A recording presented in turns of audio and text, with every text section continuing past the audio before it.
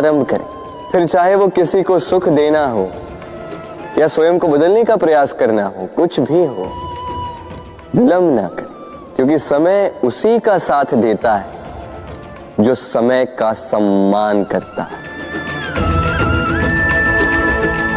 राधे राधे। मीठा पानी सबको भाता है, परंतु खारा पानी किसी को नहीं भाता।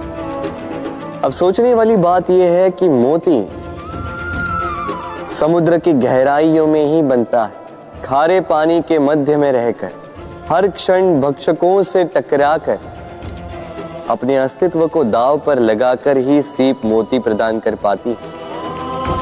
कभी सोचा है क्यों?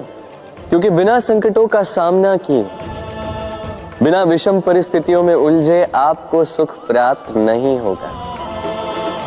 इसलिए निडर होकर संकटों का सामना कीजिए और मेरे साथ प्रेम से कहिए, राधे राधे।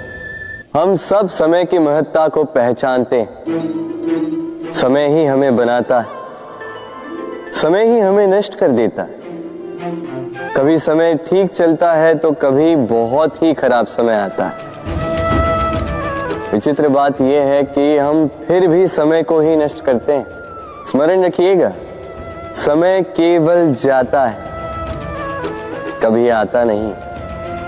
इसलिए समय की प्रतीक्षा में समय व्यर्थ ना करें। जो भी करना है आज अभी इसी क्षण प्रारंभ करें, फिर चाहे वो किसी को सुख देना हो या स्वयं को बदलने का प्रयास करना हो, कुछ भी हो, विलंब ना करें, क्योंकि समय उसी का साथ देता है जो समय का सम्मान करता है। राधे राधे। कहते हैं सबकी सीमा होती है, कठिनाइयों की, पीड़ा की, संकट की, अंधकार की भी। यदि किसी की सीमा नहीं होती तो केवल कड़े परिश्रम की। आपने देखा तो होगा, रात कितनी भी काली हो, सितारे परिश्रम से उससे लड़ते रहते हैं और अंत में सवेरा आ ही जाता। आंधियां पंछियों के बसेरे को तहस नहस कर देती, किंतु पंछियां अपने परिश्रम से उसे पुनः बना ही लेती, क्योंकि सीमित को असीमित से हारना पड़ता और परिश्रम असीमित। राधे राधे। बहती नदियां कितनी सुंदर होती हैं, पावन होती हैं। जहां से जाती है वहां एक नया जीवन प्रदान करती, धरा को सींचती, अकाल को दूर रखती, और कदाचित इसीलिए नदी को मां समान पूजा जाता है। किंतु क्या कभी आपने सोचा है कि नदी जन्म कैसे लेती? क्या ये प्रारंभ से ही इतनी विशाल और वेगवती होती है? नहीं, वर्षा की छोटी छोटी बूंदें गिरकर मिलती एक सूक्ष्म धारा बनाती। ये धारा पर्वतों के हिम को काटते हुए, स्वयं में पिघलाते हुए, जल प्रपातों से गिरती, चट्टानों से टकराती और फिर जाके नदी बनती। इसी प्रकार ऐसे ही सीधे सीधे कोई महान नहीं बन जाता। छोटे छोटे प्रयास मिलकर एक विशाल व्यक्तित्व बनाते। इसलिए जीवन में प्रयास करते रहिए, अस्तित्व अपने आप ही बन जाए। राधे राधे।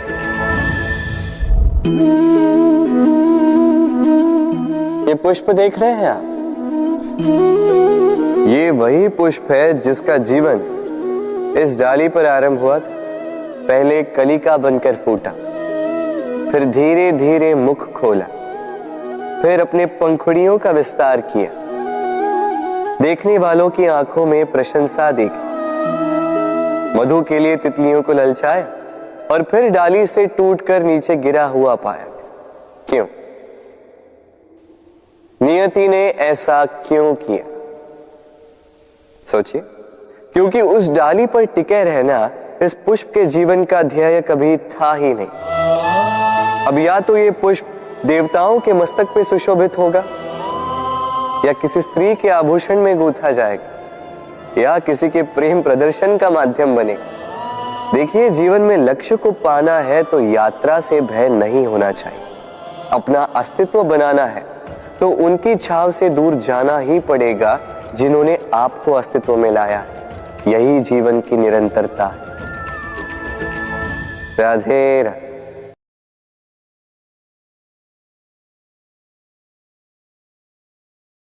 होता है, सागर का जल खारा होता है और किसी नाले का जल दुर्गंध से भरा।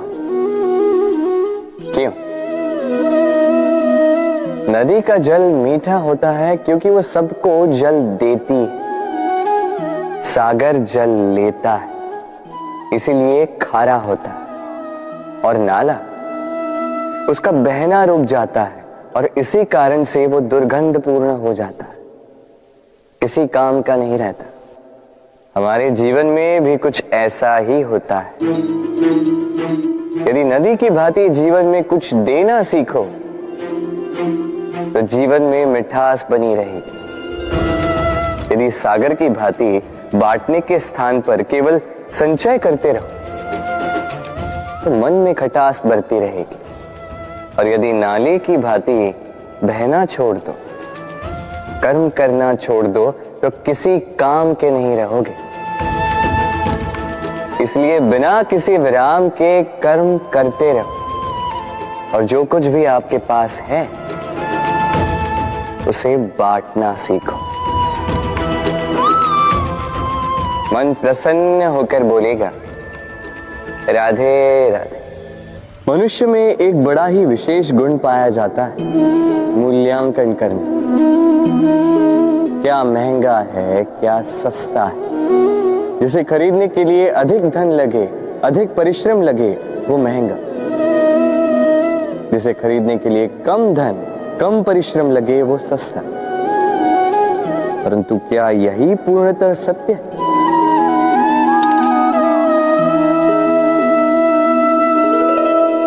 अब आपके सामने एक पात्र है जिसमें जल भरा है और एक सोने का सिक्का। बताइए, इन दो वस्तुओं में अधिक महंगा क्या है? आप कहेंगे सीधी सी बात है, सोने का सिक्का ही अधिक महंगा होगा। इस सोने के सिक्के से आप ऐसे कई सारे जल के पात्र खरीद सकते हैं। चलिए, उचित। अब सोचिए, यदि आप किसी मरुस्थल के बीचों बीच फंसे, प्यास से तड़प रहे, तब क्या महंगा होगा? तब तो आप इस एक घूंट जल के लिए अपनी जीवन भर की कमाई पाई पाई यूं ही गंवाने के लिए सज्ज हो जाएंगे। स्मरण रखिएगा, जीवन में महंगी या सस्ती वस्तु नहीं, परिस्थिति होती। और आवश्यकता पड़ने पर जो काम आ, उससे अमूल्य इस संसार में और कुछ भी नहीं। राधे राधे। ये है सुई और ये है तलवार। अब आप बताइए, आपके दृष्टिकोण से इन दोनों वस्तुओं में से क्या अधिक शक्तिशाली और महत्वपूर्ण होगा? आप कहेंगे तलवार ही अधिक शक्तिशाली या महत्वपूर्ण है। चलिए मानते हैं तलवार अधिक भारी होती है। तलवार युद्ध में आपको विजय दिलाती है, शत्रु का विनाश करती है, किंतु तलवार से कभी आप आपके वस्त्र सी नहीं पाएंगे। यदि पांव में कांटा चुभ जाए तो उसे आप तलवार से नहीं निकाल सकते। आपको सुई का उपयोग करना ही होगा। अब बताइए, तलवार को पाने के पश्चात ऐसे इस प्रकार सुई को खो देना क्या उचित होगा?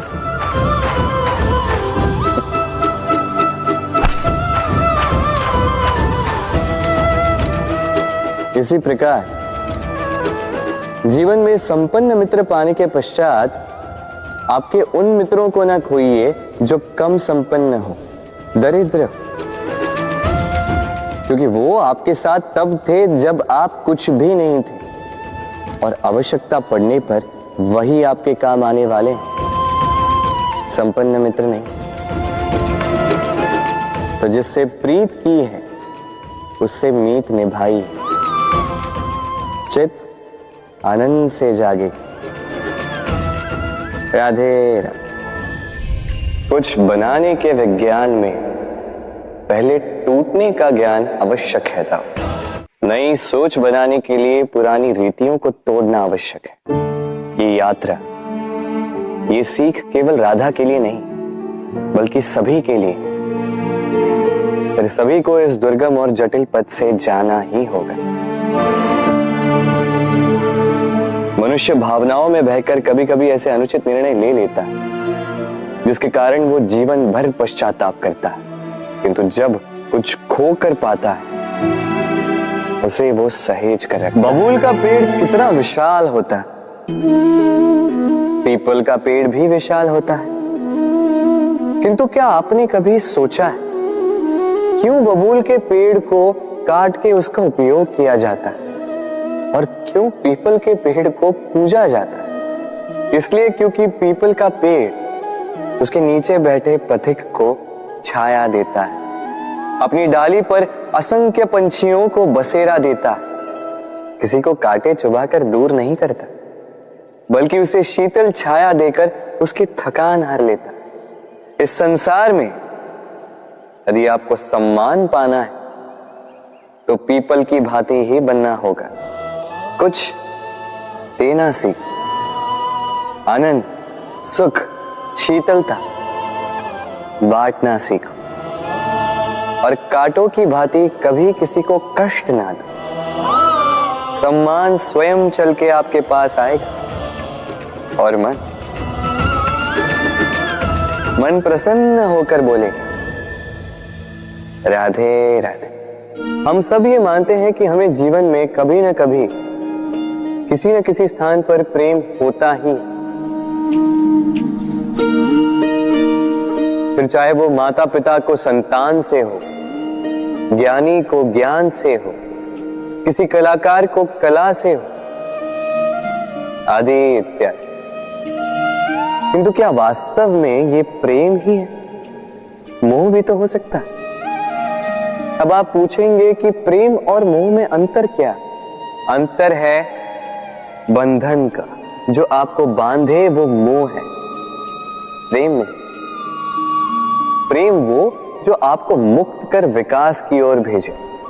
चलो आपको एक उदाहरण देता हूं। कुछ माता पिता अपनी संतान को किसी अन्य नगर में पढ़ने के लिए भेज नहीं पाते, अपनी संतान को उसके मित्रों के साथ खेलने के लिए भेज नहीं पाते, चिंतित रहते हैं कि कहीं उनकी संतान को पीड़ा ना पहुंचे और इसीलिए उसे बांध के रखते हैं। ये प्रेम नहीं है, ये मोह है। क्योंकि यदि ये प्रेम होता तो वो चाहते कि संतान माता पिता की छांव से बाहर निकलकर इस संसार को देखे, उसे समझे, उससे ज्ञान ले, अपनी अनुभवों से सीखकर अपना स्वयं का एक व्यक्तित्व बनाए। स्मरण रखिएगा, मोह से भय पैदा होता है और प्रेम से केवल आनंद।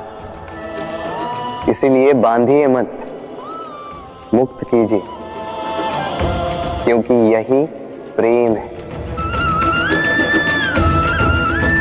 राधे राधे। संसार में संबंध बहुत ही महत्वपूर्ण होते हैं। अब प्रश्न ये उठता है कि संबंध कैसे होने चाहिए। संबंध शब्द के प्रारंभ में ही सम शब्द आता है। सम अर्थात समानता। तो किसी के साथ संबंध निभाते हुए इतना मत झुकिए कि उठने के लिए किसी के सहारे की आवश्यकता पड़ जाए। स्मरण रखिएगा, जो झुकाना चाहे वो कभी संबंध निभा नहीं पाएगा। संबंध उसी के साथ जोड़ी जो आपको समान माने, आपको सम्मान दे, क्योंकि सम्मान से ही संबंध पनपेगा और बढ़ेगा। राधे राधे।